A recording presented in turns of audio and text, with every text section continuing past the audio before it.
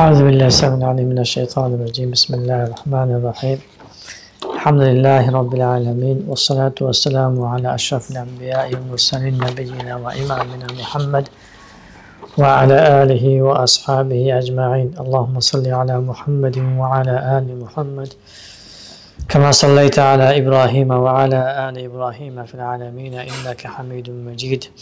اللهم بارك على محمد وعلى آل محمد كما باركت على إبراهيم وعلى آل إبراهيم في العالمين إنك حميد مجيد. اللهم رب اشرح لي صدري ويسر لي أمري واحلل عقدة من لساني يفقه قولي. اللهم ربنا زدنا علما نافعا وعملا صالحا. اللهم ربنا زدنا علما نافعا وعملا صالحا. اللهم ربنا زدنا علما نافعا وعملا صالحا. ربنا تقبل منا إنك أنت السميع العليم، وتب علينا يا مولانا إنك أنت التواب الرحيم. اللهم أعنا على ذكرك وشكرك وحسن عبادتك. اللهم أعنا على ذكرك وشكرك وحسن عبادتك. اللهم أعنا على ذكرك وشكرك وحسن عبادتك. أما بعد، السلام عليكم ورحمة الله وبركاته.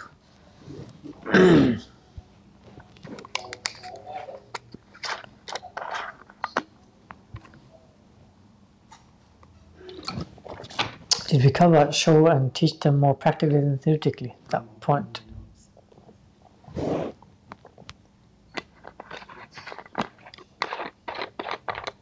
The last mindset was Empowerment is more than worth it. The last point, did we finish that? show and teach them more practically than theoretically. Finished.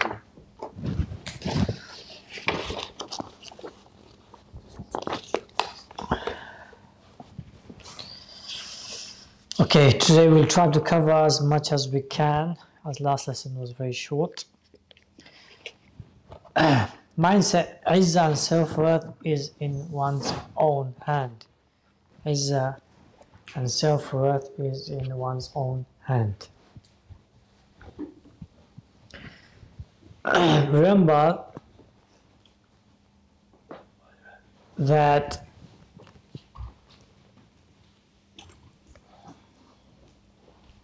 Izzah is the ultimate sought after of any adult. It's the ultimate sought after matter of any adult. And some children, they attain this reality even when they're 6 to 7 years old. Around 6, 7 years old, they understand the issue of dignity and the issue of self-worth and the issue of honor.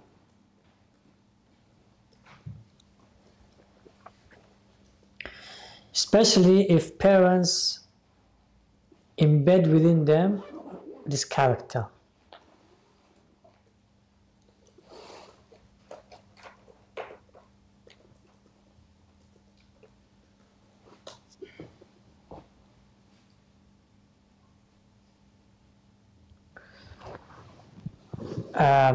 Now, what is the difference between ego and arrogance and pride and stubbornness and izzah and self-worth?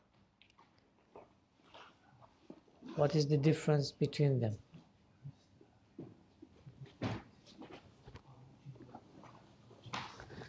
The main difference is izzah and self-worth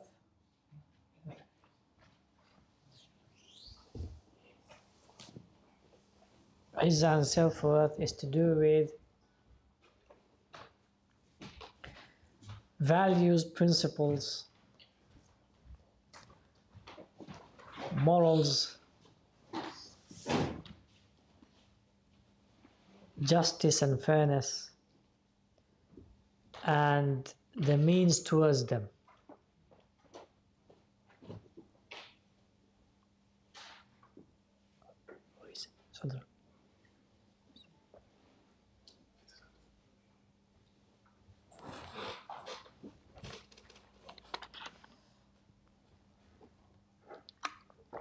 As for ego, pride, arrogance, they are not built upon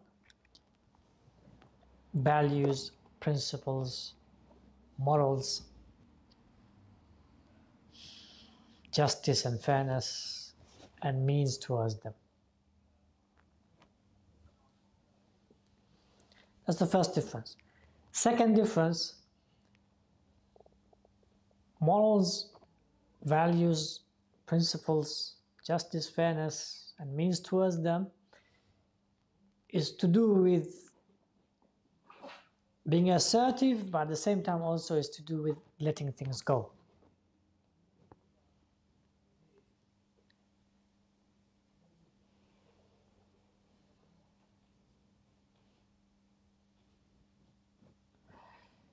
As for arrogance and pride and stubbornness, it's always about not letting things go.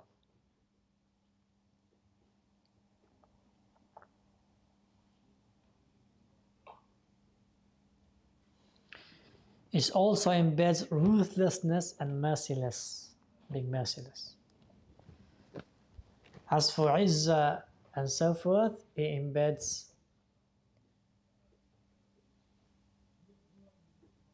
care and mercy.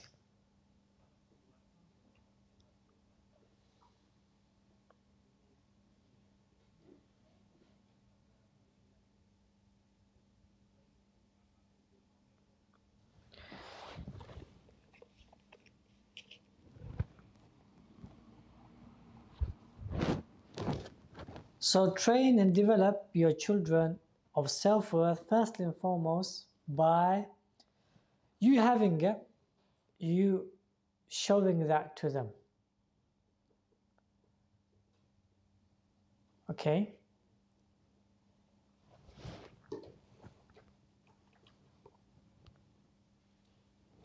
And make sure you give your reason of why you're letting things go or why you're doing such a thing, and the answer you should give to them is for the sake of our own honor.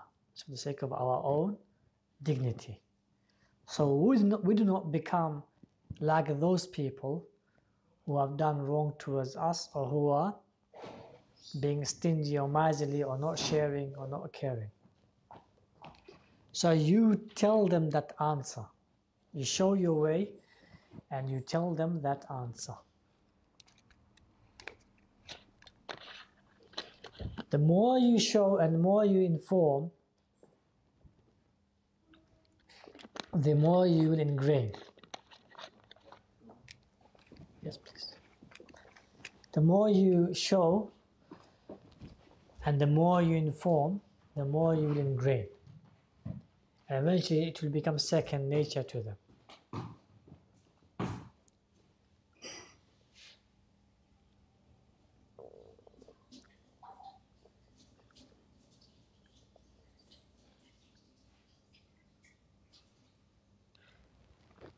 For example, the next door neighbor child came and now he wants to take your children's games, whatever toys he has, right? He wants to take them. If you can afford and buy it for your children, it's not much, it's not on the high ends of the price. So it's not like hundreds of pounds, it's like £5-10 toys. Or less, or a bit more, but it's something that you can afford. Then suppose that kid wants to take that toy and your son or your daughter is saying, no, this is my toy. Tell your kid, give it. Give your friend this toy and we'll buy you another toy or similar toy if you want. He may cry or she may cry, but teach them to give. This is giving in izzah. This is giving with honor and dignity. Instead of fighting and that kid then taking it by force or stealing it, you're giving with izzah. You're giving with honor. You're teaching the child to give izzah. Now suppose your child goes to his house, that other child's house, and your child wants to take that toy. You say to your child, no, do not take his toy, return back his toy, we will buy you this toy or something similar or something better.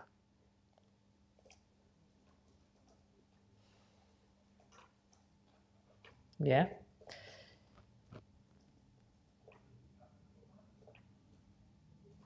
And then if your child says, but you allowed me to give my toy to him, why aren't you allowing me to take his toy from his house? Then you tell your child,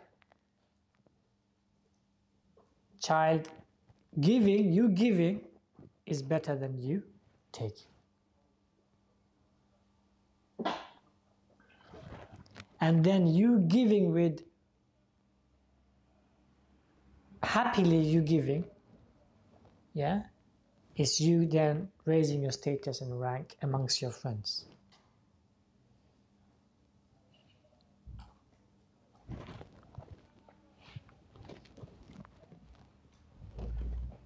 Yeah. And you having self-worth, self-dignity. So this is the beginning of you training your children to have self-worth. And then when you explain it more and more, and you empower them with money and going out and buying the toys they like or the games they like, and also sharing, you empower their hearts to become stronger, to give, and to become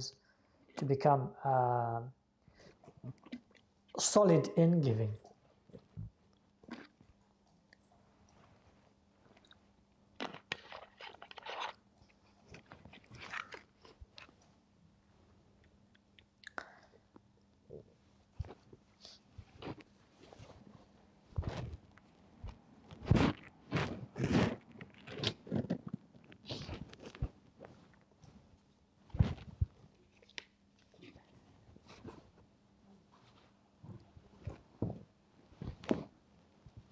If your child gives and is giving the toys away, do you stop him?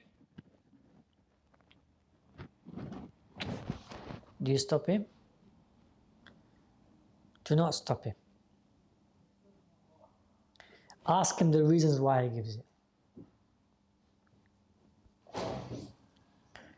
or why she gives it. And if the reasons are good, generally they will be good, then develop that reason inside you. Buy him more toys so he can give more.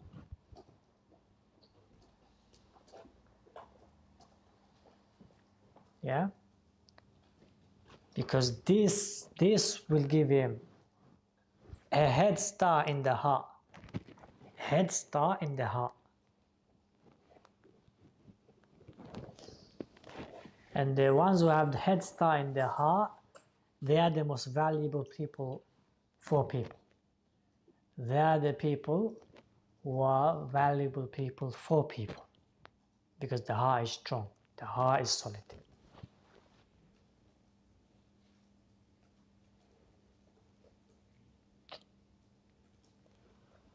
You see, ultimately, people envy one another due to greed. It's a disease of the heart. Ultimately, people boycott one another due to envy and nastiness and evilness. Ultimately, people eventually spill blood due to greed and envy and power. Power in a nutshell, what is it? Power in a nutshell is, I want to have what is not mine. I want to have what is not mine without any upright effort. I want to have what is mine without any upright effort. And that is power for the people who are greedy and envious.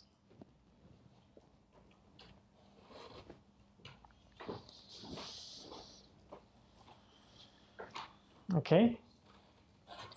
So, our children need to be strong in the heart. They need to be solid in the heart.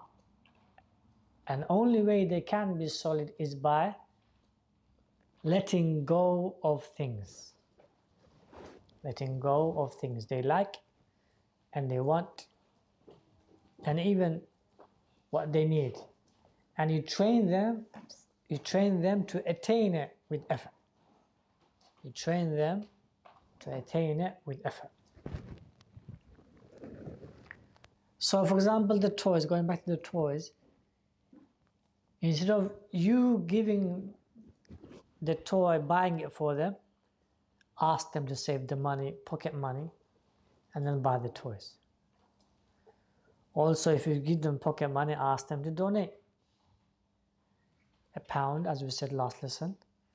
That way you will develop a holistic, wholesome, comprehensive character of the children.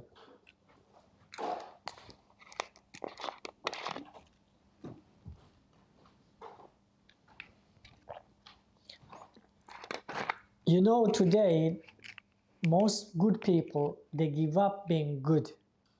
They give up being good and they give in being good, not because they are not good, not because they are not good people in the first place.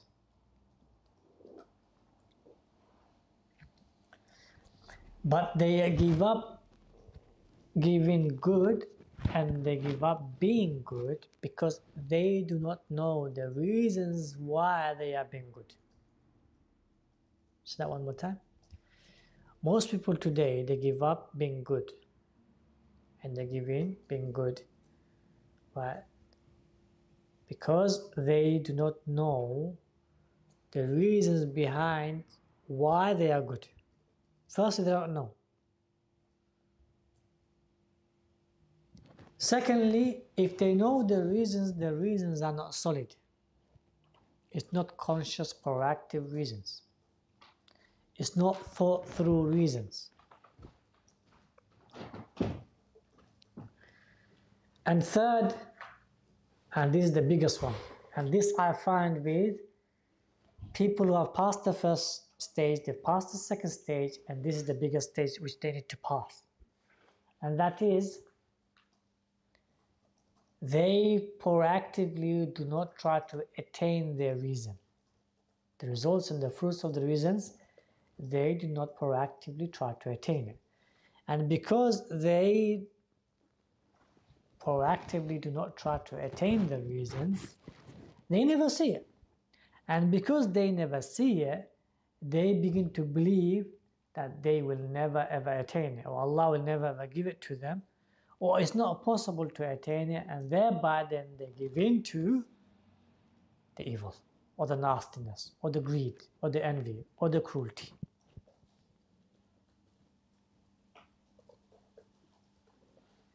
Clear? Say that again. This is crucial, brothers. We make sure this is noted down, so, and sisters. So firstly, those people who are good, they do not know the reasons why they're good. Second, if they do know, the reasons are not solid. They have not solidified those reasons consciously or actively in a thorough, comprehensive manner by talking to themselves. Thirdly, and this is the stage you find bulk of the khair people. You find them in this stage and they fail in this stage.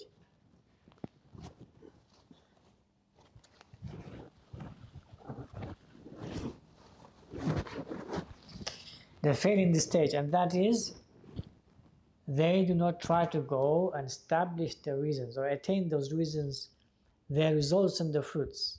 And because they do not go out there to attain the results and the fruits of the reasons,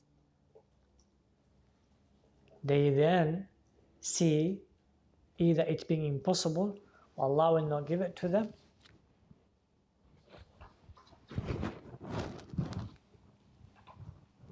yeah,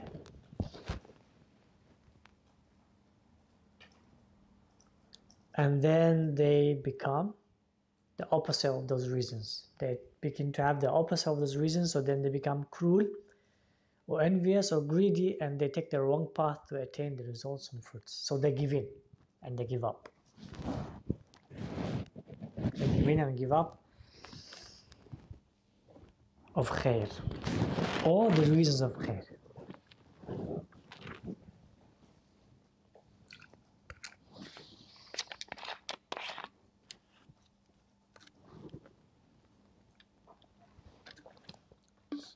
Okay? So teach your children izzah. Izzah is dignity and honor and self-worth. Self-worth, you are better than because you're doing this. Because you're giving the Torah away, you are better, yeah, than the others who are not giving. You don't have to specify you're better than the others who are not giving.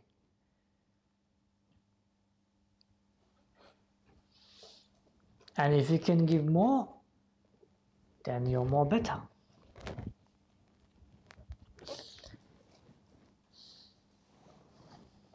Also, when you hear reasons which are cruel, which are nasty, tackle it with your children. Don't let that reason stay and be settled in their souls and their hearts. So if they say, I don't want to share, ask them why not. They'll say, it's mine. So you say, just because it's yours, that doesn't mean you cannot share.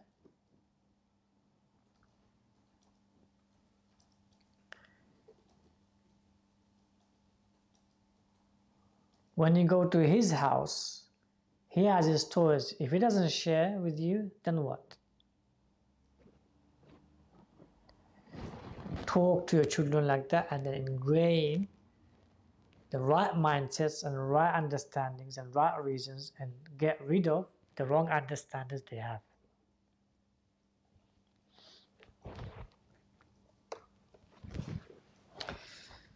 Okay, the first point, take the children to outings and civil institutions as early as possible.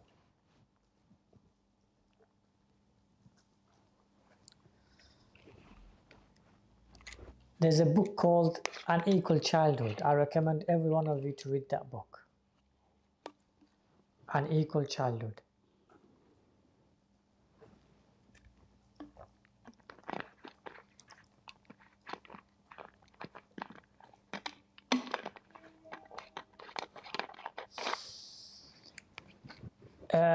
The author who wrote the book, she spent 10 years following children of different families and their backgrounds.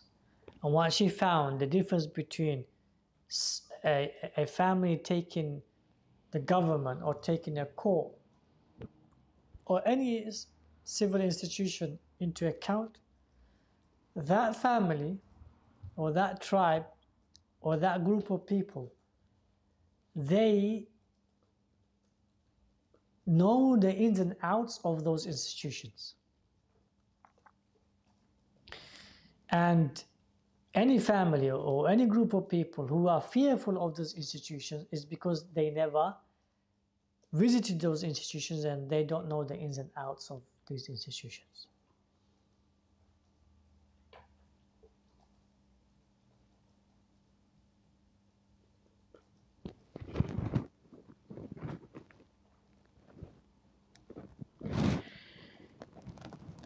So what she found was that the elite and the middle class, they take their children to the courts. They take their children to the police stations. They take their children to the Capitol Hill, i.e. Washington or Westminster, Parliament. They proactively take their children to know the history, number one, but more importantly, to know that they are more powerful than those who are governing or those who are in authority. And they cultivate this understanding. they cultivate this understanding within the children.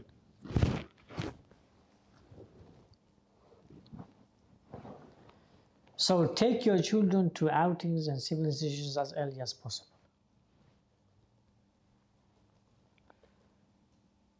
A couple of years back, I even said, like, do not change your dress code. Whatever dress you identify yourself with, your family identifies themselves with that dress code, and your children, whatever they like to wear, what they're comfortable with that dress code, go wherever you live. Go in those areas, restaurants, museums, parks,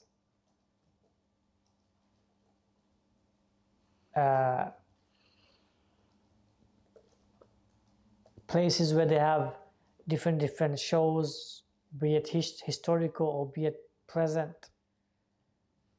Do not shy away or feel in any way that you're not part of that society with your dress code.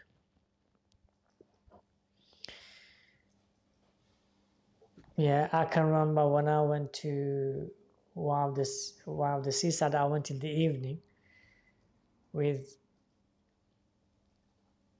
someone, and they didn't want me to dress the way I dress. I dressed like that, the way I'm dressing now, no different. I walked into the most post of the restaurants, and I ordered obviously fish food, and I ate. Amongst all the people there, none of them obviously were apparently Muslim. On the pound, they were not Muslim. But the person with me, they were so shocked that I was doing that, and I sat there with relaxed. I was completely relaxed. Sat there, ate slowly, took my time, looked around. I intentionally wanted them to see that who I am and the way I'm dressed and so forth. Yeah? You as a human being, whichever land you're in, that's your land. You should not feel in any way you're a second-class citizen, or you should feel shy to change your dress code. Okay? So take your children early as possible to institutions to let them know that this is your history, this is your present, and this is your future, and you ought not to be afraid of these authorities. Rather, you ought to feel that you are responsible and you are more powerful than the authority that's above you. We put them in the authority.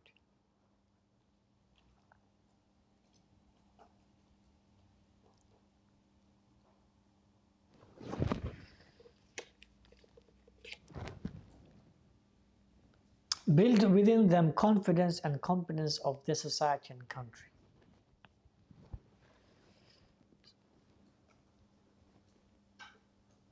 Build within them confidence and competence of their society and country. So go out and about, talk to them about that area or that land, and that takes a proactive effort of you knowing the history of that place and that land. Buying books, buying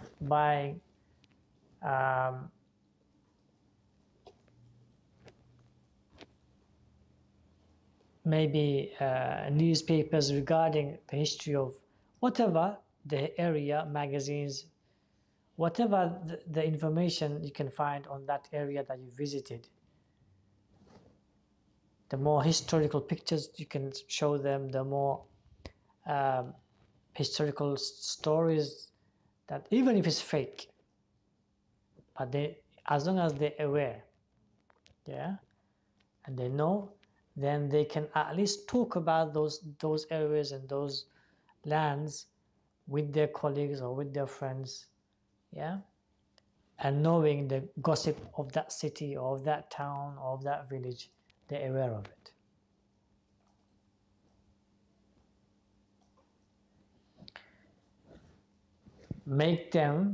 Proactively make them part and parcel of that society, part and parcel of that community.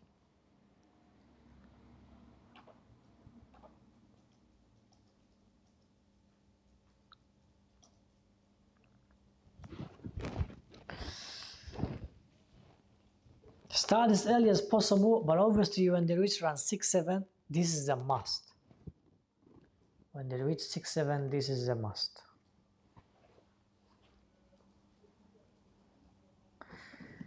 Teach them the silent laws and regulations of the society and the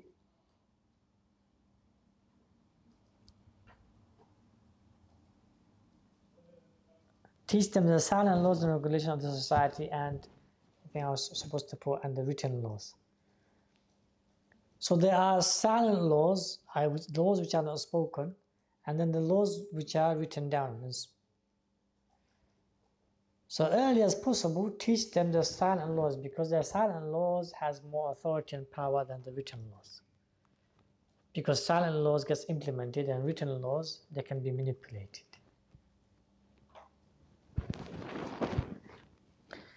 There is no law that's written except there is, you can say 70 to 80% justice therein.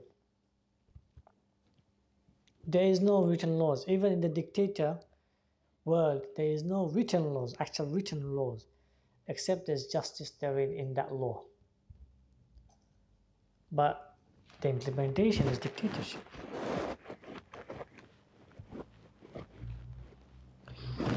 So teach your children the silent laws, are the laws which are implemented but it's not written, and also teach them the written laws. Why? Because the written laws, with the written laws you can fight. With the written laws you can fight. And with the silent laws, you can also battle, but the battling is of environment and culture, and the battle is of articulation. That's it. It's how you articulate things.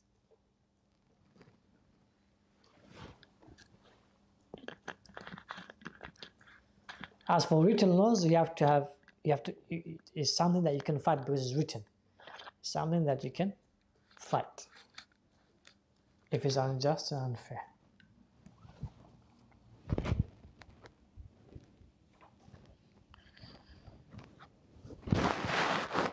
Teach them buying and selling as early as possible. Again, the earlier you can teach them buying and selling, the better. I see when we go with our children, right? Parents, when I see them, they always buy for the children. No, as soon as the toddler can go and walk to the shop, right? Let him go and choose what he or she wants. Give him that pound, pick him up, and let him give the money to the shopkeeper. Let her give the money to the shopkeeper. When the change is given, let the toddler, receive the change back. Ask him to counter, or if he can't counter at that level, is not that he or she has not reached that level, ask them to keep the money, take it home, put it in a donation pot, or put it in the pocket money pot. Or you can split it. Train that up early as possible.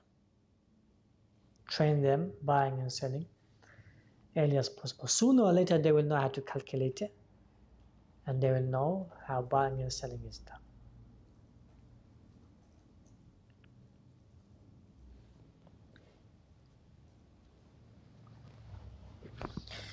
Teach them saving and donating as early as possible.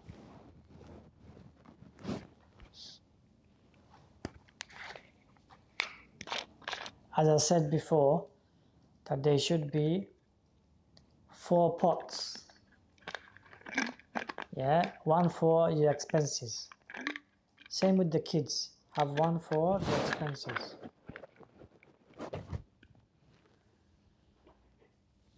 One for investment. One for gifts. And one for donating.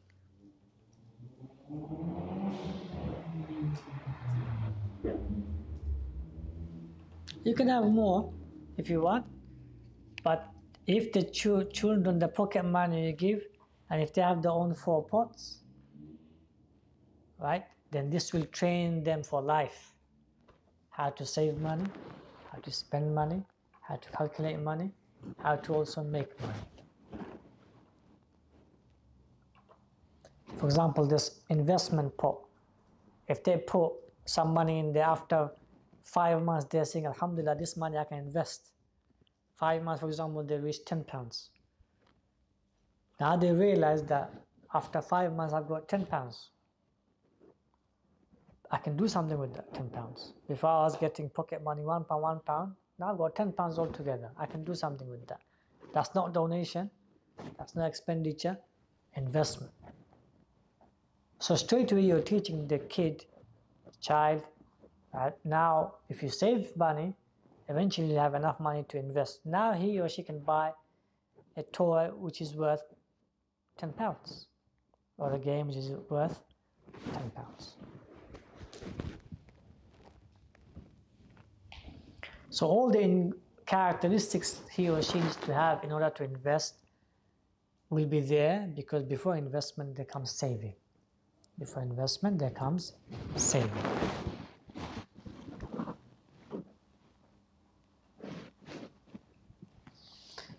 Also, when they have the donation pot, they've been putting money in there, and then after, for example, 6 months, they've got £20 in there. Take that £20 with your child, take him or her to the charity office, the main office. Take him or her to that main office. Yeah? If it's a masjid, take him or her to the masjid. If it's an institute, take him or her to the institute, like the Al-Arqam, for example. You said for the Al-Arqam. Bring him or her to the Al-Arqam. Make him meet the person, the official person in the Al-Arqam. Let him or her give that money to the official person, and the official person writes a receipt and gives it to him or her.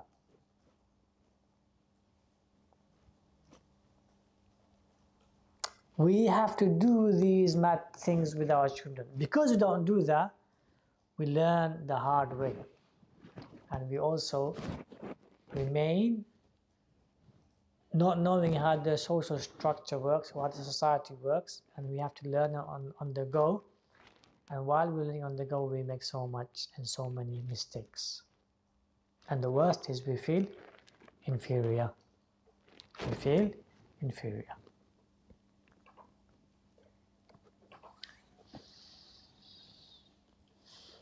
Next point, show them real tangible consequences of matters, good or bad. Show them the consequences of good and bad. Explain it to them. Sit down and explain it to the children. So for example, they donated that money, and then they came to the office of the Arqam and they gave that money. Bring them to the class and then tell them, all of these children, all of the students who are studying is because of your money that you put in, and they're all studying for free. Show them this, don't just tell them. Show them where your money is going and what it is doing. Then this child will feel so empowered. Now he knows why he's donating, exactly where it's going and what it is doing. So now when he saves that £1 for donation, before he was donating in a grumpy manner, now he'll be donating with a smile. Now he'll put that £1 in that pot or in that container with a smile.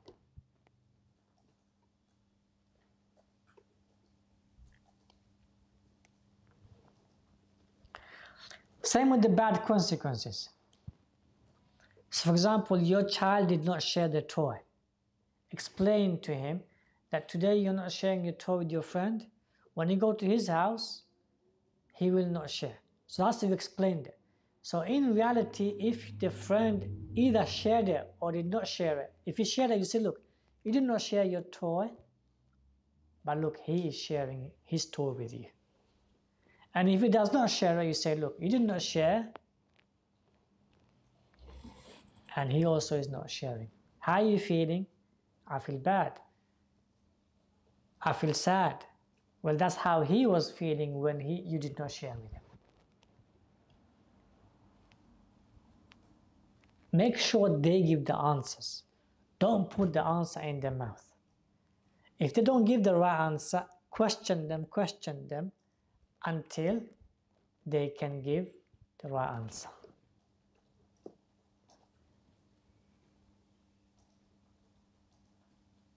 Don't give the answer for them. So now they know the consequences of not sharing. So now what? They will share minimum so that they do not feel hurt when they go to the friend's house.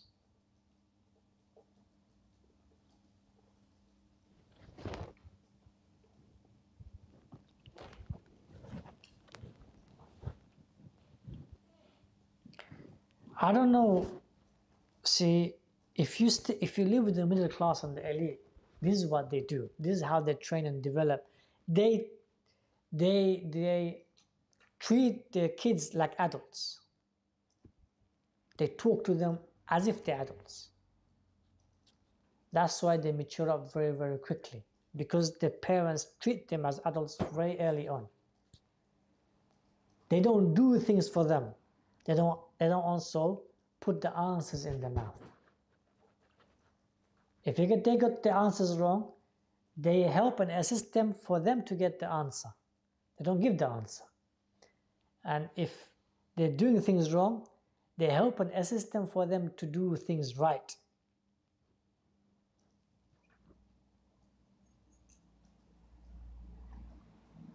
They don't do it for them.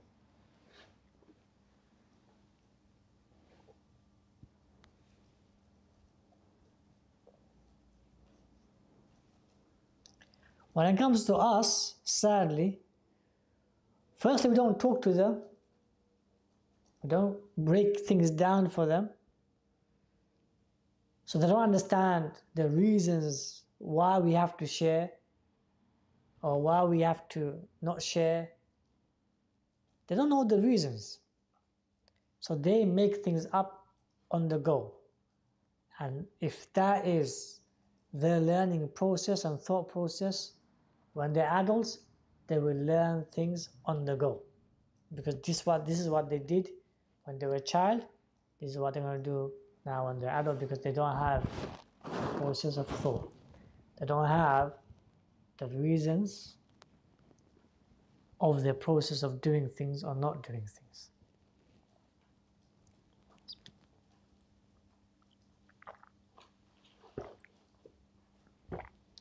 So if the brain doesn't have something, how can it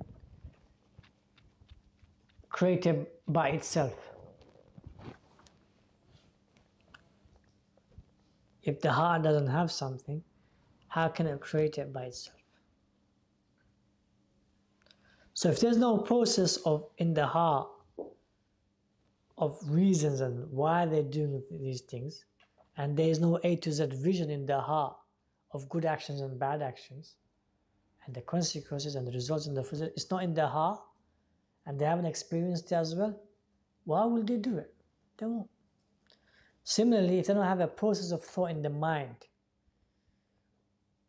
this is how I'm meant to do it, and this is the result of the things, or this is the fruits of the things at the end, like for example donating.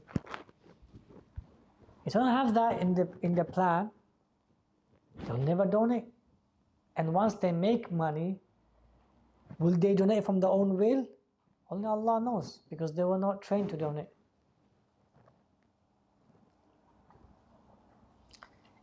And the one who was trained to donate from day one had that plan, He can see the A to Z donation. He sees what happens after 5 months or 3 months or 6 months when he goes and gives the money. When he starts making money, that training will always be there, 4 envelopes, 4 pots. He will always put money in there. And when he donates, before he was donating £1, now he was earning hundreds, he'll donate 100. He'll be impactful in the society.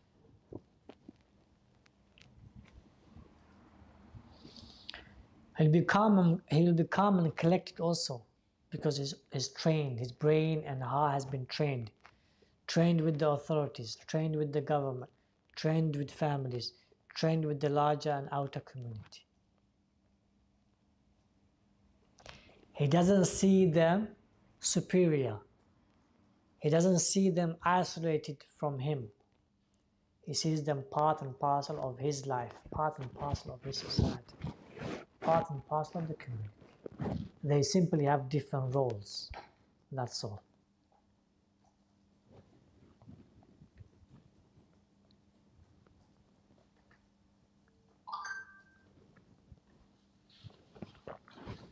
Okay? These are points, my brothers, I'm giving you, but these are fundamental points of training children. Every single point are fundamental. Develop and train them according to the talents of the societal professions or the needs of the society which they are either talented, skilled in, or close to. How many of you, your parents knew your talent and skill, and according to that, they enhanced it? How many of you? None of us. They left it to us, for us to then to attain what we want, and we struggled, and some of us are still struggling. Okay? Now, society always, this is the decree of Allah, society always needs for it to be built specific professions. Number 1 is leadership. Number 1 is leadership. Number 2 is engineering. Number 3, scientists.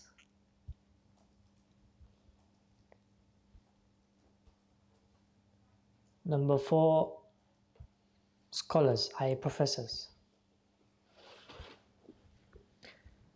Number 5, builders and workers.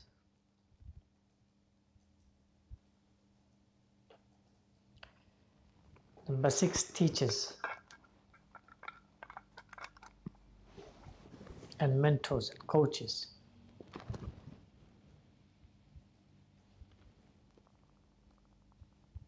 Number 7, lieutenants and warriors.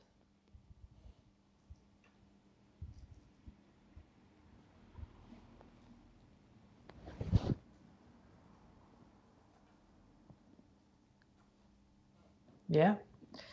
Within the scholars, you can also put judges.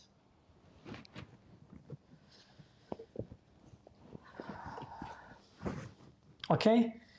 So these are professionals of any society, i.e. no society can run and function without these professions. Allah subhanahu wa ta'ala has made the creation in such a way that there will be always these abilities and capabilities. Can you find the society without a leader? Huh? There's always a leader. Who produced that leader in the first place? Allah subhanahu wa ta'ala. Just like that, all the other professions which the society needs, the ability and the capability Allah subhanahu wa ta'ala already has given them within the fitrah and the aql and the physical abilities. Okay? Read a book called The Iceberg is Melting. Our iceberg is melting. I think that's the book. Type that book up. See if that is the name. Our iceberg is melting. Our iceberg is melting. Yeah, so that's the title of the book. Our iceberg is melting. Read that book, see if you understand it. If you don't understand it, that's because you don't understand society. Simple as that. If you don't understand the book, that means you don't understand society. If you understand the book, next question I will say to you is, what is the book trying to tell you? What is the book trying to tell you? Summarize it for me. Okay? What it's trying to tell you, every society needs these professions. Without these professions, a society melts away, breaks away. It becomes dysfunctional. Okay? So, if you find in your son leadership qualities from day one, train him up on leadership. Cultivate it. Envelope it. Develop it. Discipline him. Train him up in leadership. If you find your son to be engineer, push him that way. If you find your son to become a scholar, academic, push him that way. If you find your daughter to be creative or an academic person, push her that way. If you find your daughter to be a scientist mind, push her that way. But cultivate it, develop it, and encourage it. Most importantly, make them the best in what they have. Push them to become the best on what they have of natural talents and skills and natural abilities or inherent abilities.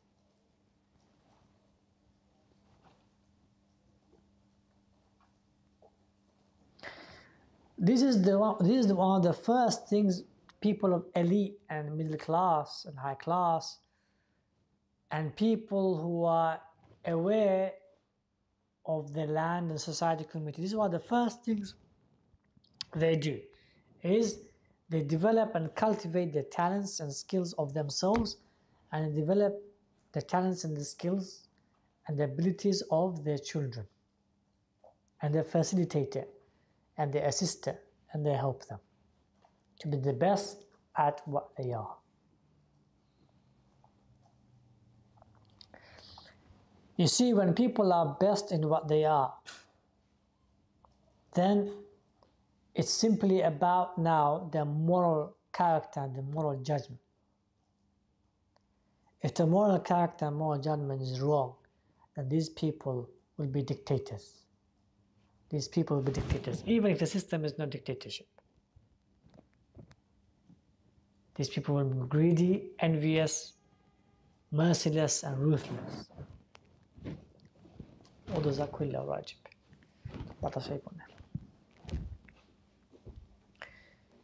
And if the morals are upright, they have values, they have principles, they have ethics, they have empathy, they have sympathy, and they be the best of the best in whatever they are, then there you have at least a good person, if not a great person and a great Muslim.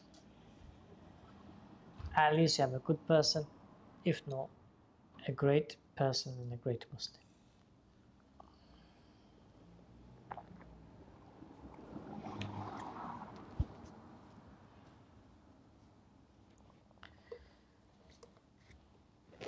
Next point, show them the real world with the insight that Allah Jalla wa Ala subhanahu wa ta'ala is the ultimate controller of affairs, past, now and future.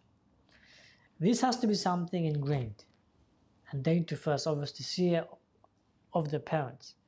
The parents themselves always have Allah subhanahu wa ta'ala in their hearts and in their minds and also in the judgments and conclusions that we will not do this because Allah sees it. we will not do this because Allah says it's haram. They hear that in the conversation, in the communication of the parents. How many times your children, if you have children, how many times your children have heard you concluding or deciding something and you're saying, no, Allah Jalla wa Ala instructs us for us to do this. Or Allah Jalla wa Ala instructs us for us not to do this. Or the Prophet ﷺ instructed us for us not to do this. Or Prophet ﷺ instructed us for us to do this. And thereby we are doing it. Or thereby we are not doing it. How many times the children hear their parents saying that, not in the decision matter related to the children, but in a decision matter relating to the parents.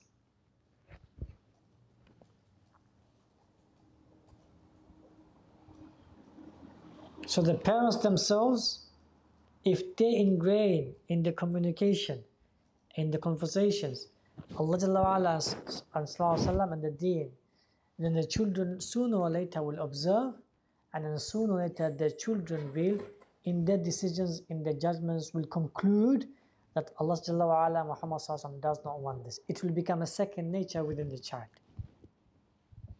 Allah and the Messenger does not obey it. Soon as they see the parents fakidida, which means the parents are watering the deen down, or their parents are finding a loophole against the deen, or finding a fatwa or searching for the fatwa, the children can see through the veil you're putting up to deceive the scholar or to lie. The children can see that. You are training the children to do the exact same thing with the scholars, with the deen, most importantly with Allah Jalla wa Ala subhanahu wa ta'ala. You are training them with those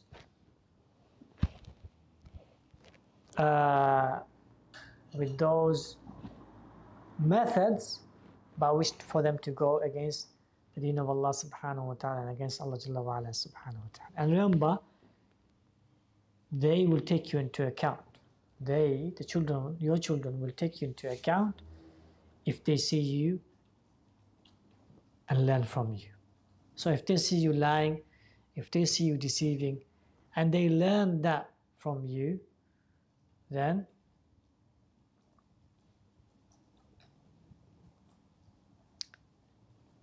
they will take you into account.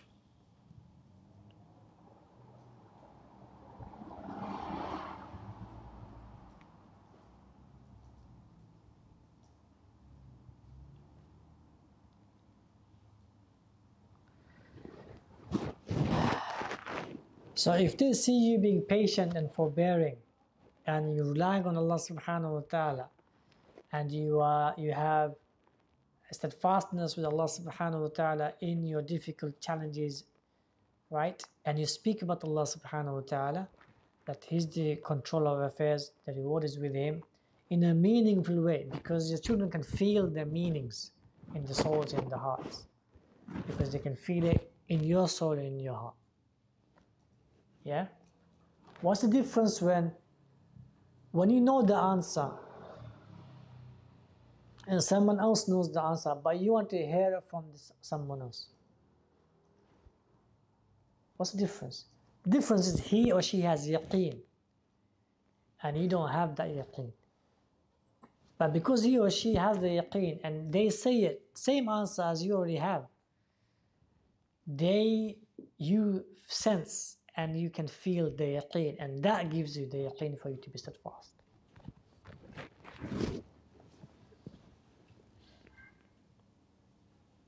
Okay. Next sets of mindsets. Mindset. Only Iman, Tawheed and bonding with Allah Jalla wa Ala is your children's ultimate security. So solidify them. Obviously before that we took izzah and self-worth to develop them, to discipline them, to teach them skills, to cultivate them, to take them to civil authorities and institutions, to make them feel owners of the lands that they're in. They are owners and inhabitants of these lands and residents of these lands. one of the strategies I give now,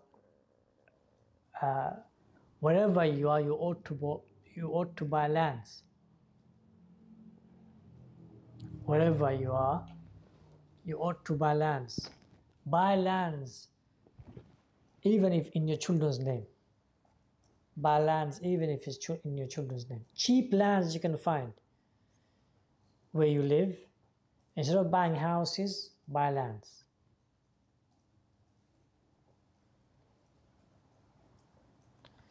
This will make your children grounded in terms of belonging to that land, to that nation. They will feel grounded. They will not feel as if they are second-class citizens or third-class citizens or even fourth-class citizens.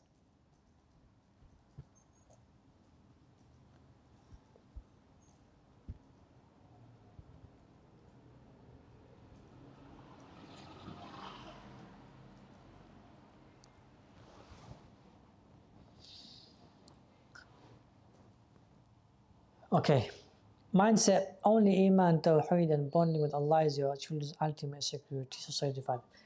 Just like your ultimate security is in Iman, Tawheed and Ibadah, there is no difference with your children. The ultimate security is not in wealth, is not in assets, is not in land, is not in what to teach them and the education, is not in the job, it's not in the spouses, it's not in the children. It's not in the education and the companies they established and built and whatever. It's not in them. It is in Tawheed, it is in Iman, it is in bonding with Allah subhanahu wa ta'ala.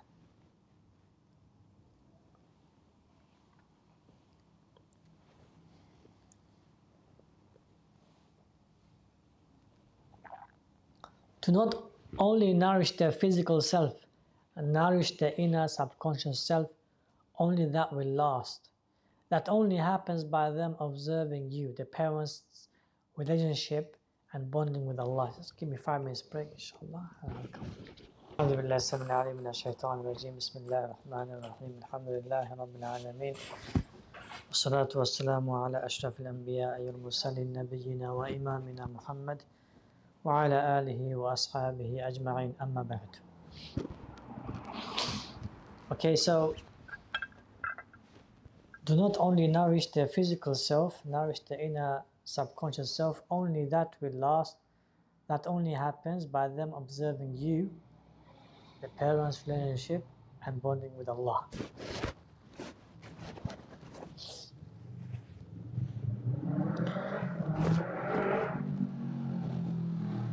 I haven't seen any family whose parents pray tahajjud.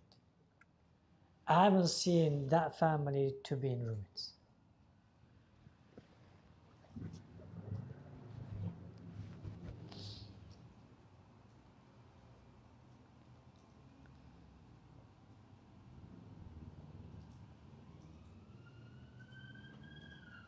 Even if one parent prays tahajjud, you find there's barakah in that family. Now, if both pray tahajjud, both parents, then, as I said, I have not seen that family to be in ruins.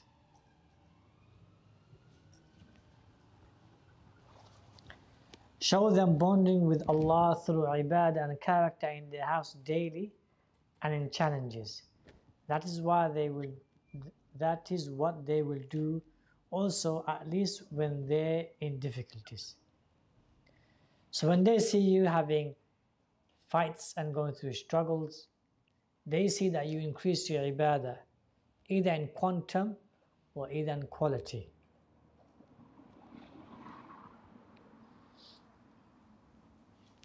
When they keep seeing this, it will impact them in how they worship Allah subhanahu wa ta'ala.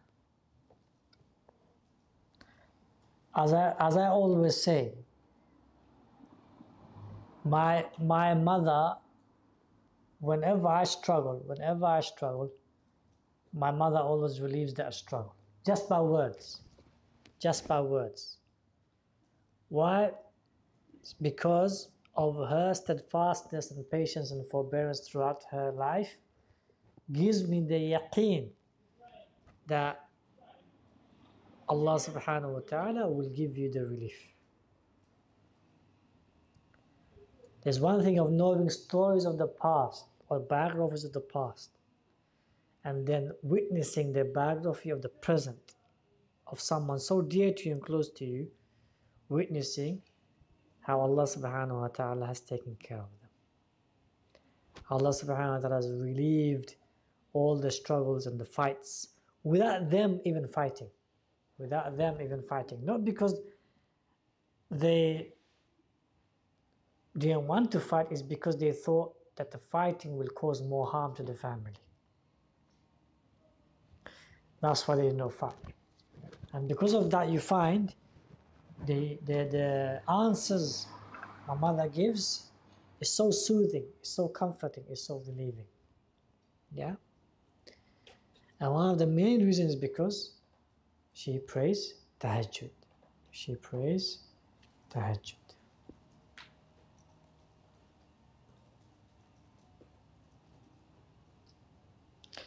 She always had that connection with Allah subhanahu wa ta'ala by raising hands and making dua. Because she has no brothers and sisters. She never had brothers and sisters. And her parents died. Her father died when she was quite young. And her mother was just a mother, vulnerable and weak. And people around her within the immediate family, they were very, very nasty, greedy, envious people. Because her father had lots of wealth. So because she had nobody to fight for her rights, she just gave in. She just gave in to the people around her who ate and plundered her rights and took everything for themselves. But she was patient. She was patient. She was calling Allah and she was complaining to Allah subhanahu wa ta'ala. She never fought back. And now you see, subhanallah, how Allah Jalla wa Ala has answered the dua. Now these people, out of shame, they can't even show their face in the society. That's how bad it has become for them. They cannot even show their faces in the society out of shame. If they do talk, it's all behind closed doors. Yeah, in isolated areas. They cannot come in public and speak because they will be gunned down by society. We don't have to even speak. The society will gun them down. So you see that how Allah works. How Allah works with the people who are vulnerable and destitute against the people who are greedy and envious and nasty and evil. Right? And us seeing our mother like that, so strong, so steadfast, a woman also, who has no brothers, no sisters, who is literally has nobody, for her to be so strong and to have that steadfastness and sort of yaqeen that Allah will help her one day, always can motivate you and give you that inner wholesome strength. So your children need to see that. Your children need to see that you as parents have that bond in challenges and difficulties.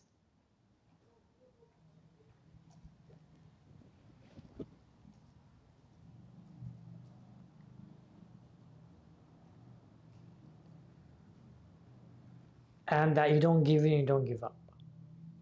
One of the key characters I found in my mother is she never lost hope in Allah Jalla wa Ala. Even though everyone else other than her were eating her lands and assets and her rights, she never ever gave in or lost hope that one day these lands and these assets and these rights will return.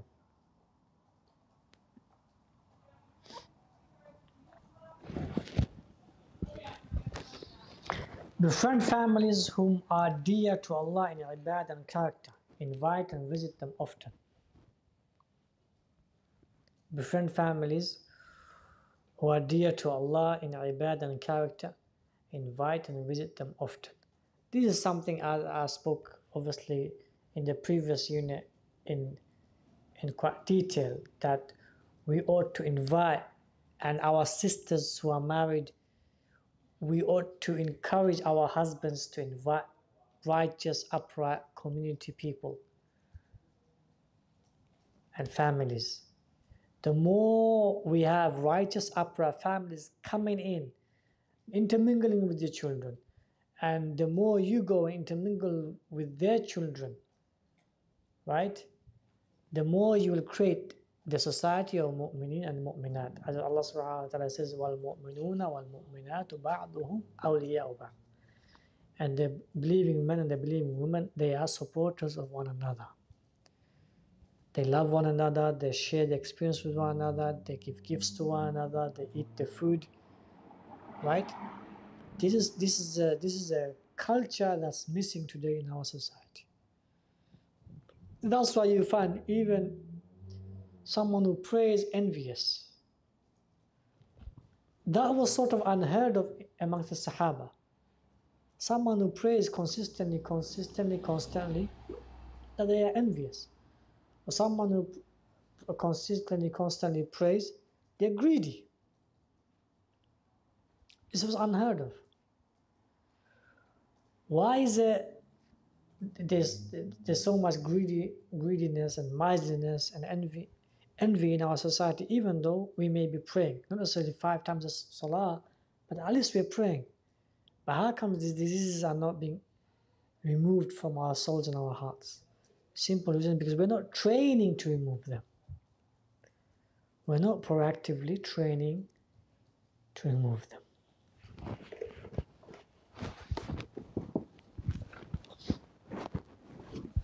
Okay, so befriend families, right? And there are wonderful families in our local areas. There are families that I look up to so much. And I see them with awe. Yeah, and I have so much respect and love for them. In our local areas, we have a couple of families who are excelling and who are role models for the society.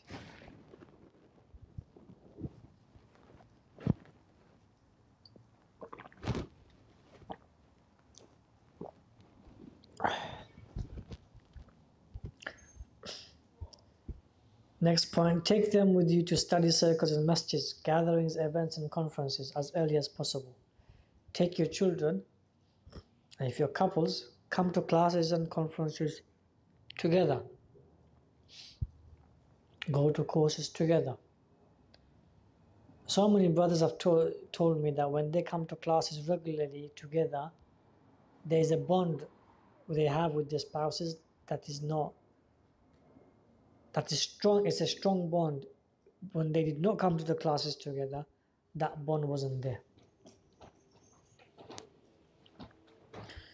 When you take your children to gatherings and circles and masjids and events and so forth, then you will find that they will meet friends whom you'll be proud of.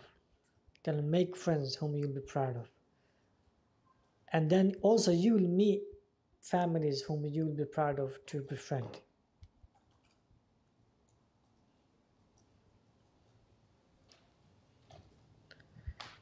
Last point here.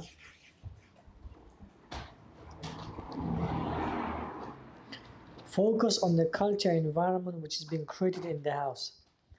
It needs to be around bonding with Allah, care towards one another, empowerment, and a mission as a family for khair and the deen. Okay? The best of us, we found that in our houses, we have care for one another. That's the best of our family. But we do not find, or it's rare to find, that the central pillar of the house is bonding with Allah subhanahu wa ta'ala. That we don't find. It's rare. So that culture needs to be created. If you find that that in your house the worship has become seasonal or Ramadan worship, yeah, then you have to worry. You have to worry of the next generation. So many houses you find now they're struggling with the teenage children. Why are they struggling with the teenage children? Because the environment, culture that was being created in the house wasn't around bonding with Allah subhanahu wa ta'ala. It was simply around care of the family, and that's it.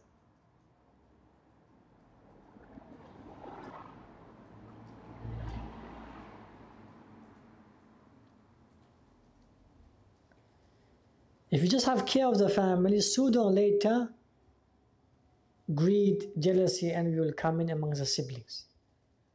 Why? Because sooner or later they will get married. Even if they have the care and love, sooner or later they'll get married. They'll get married to another woman, another family. Yeah? Or they'll marry another man. Obviously, sooner or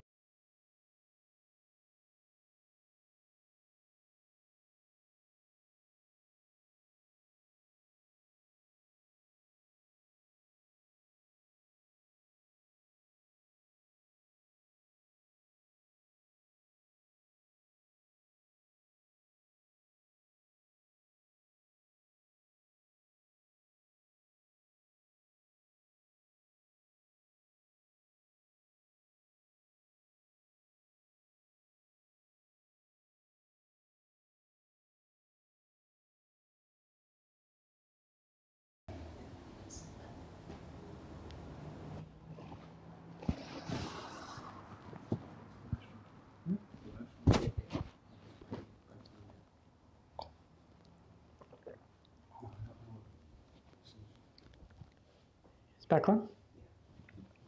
So I know so many houses that the parents used to watch Hollywood or Bollywood or dramas, but yet they used to pray.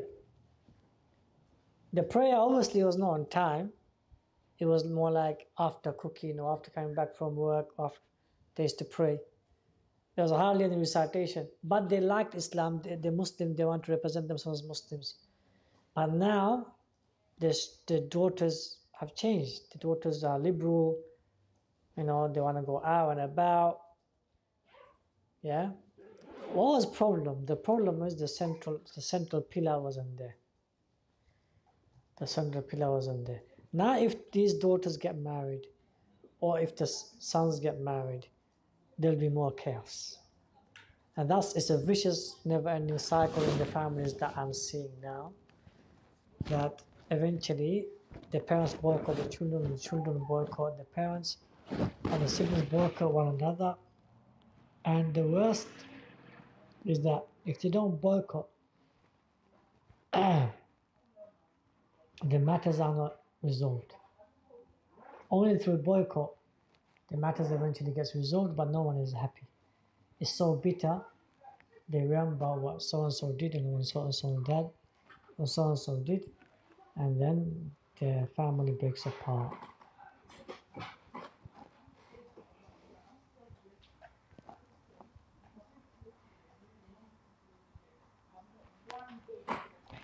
Now, one might say, why do we as a family have to bond? And why is it such a must as a family to bond in order for us to live in this life in a content, happy manner?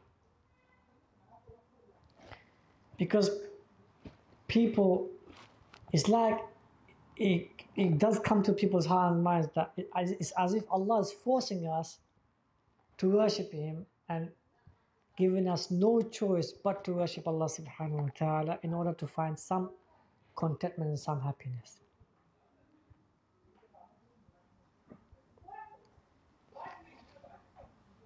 So that question does linger in the hearts and minds of people. Most people don't say it, but it does linger in the hearts and minds of people. The answer to that is that Allah Jalla wa'ala knows that there's a better blissful, very enjoyable life coming. He knows that. He knows that. He's created that. He doesn't want you to lose out in that eternal, blissful, coming life that's already created. It's already above us. It's above us. If you look up, right at the end is Jannah. Right at the end of the creation is Jannah. And above that is Allah subhanahu wa ta'ala's arsh and Allah subhanahu wa ta'ala. So it's there. So He doesn't want to make us lose out of this blissful Jannah and then regret the pleasures. Because of the pleasures and fun and wasting time and entertainment we had in still dunya, He doesn't want us to regret in the coming life. For that reason, yes, it's a mercy in disguise. He does for the Muslims in a way, forces us through trials and tribulations, forces us to worship Allah subhanahu wa ta'ala and call Him. Now in the beginning, you will not enjoy it. When there's force by Allah subhanahu wa ta'ala, there's force to call Him. In the beginning, you will not enjoy it. Okay? In the beginning, you will not enjoy it. Because you know that through trials and through tribulations, you are calling Him. Because you've got no choice but to call Him. You've got no choice but to donate. You've got no choice but to seek His help and aid. Because it's out of your control, it's out of your authority, it's out of your position. It's out of your power, it's out of your abilities, it's out of your capabilities. Yeah? It's out of your effort. It's completely out. So you know there's nobody else to cook Allah subhanahu wa ta'ala. In the beginning you will not enjoy it. But in the end, the result and the fruit will be that because you've tasted that sweetness, you will continue to worship Allah subhanahu wa ta'ala and make that bond grow and solidify, because you'll realize that at the end,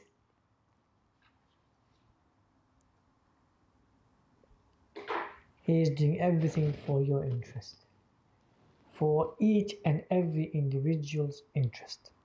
So not only your interest is trying to take care of, He's taking care of your spouse's interest, He's taking care of your children, each of your children's interest. He's also taking care of each of your grandchildren's interest. He's also going to take care of all the future interests of each one of His creation that's going to come through your lineage. Okay? With that, we'll stop inshallah. جزاكم الله خير. تقبل الله منا ومنكم صالح الأعمال. والسلام عليكم ورحمة الله وبركاته.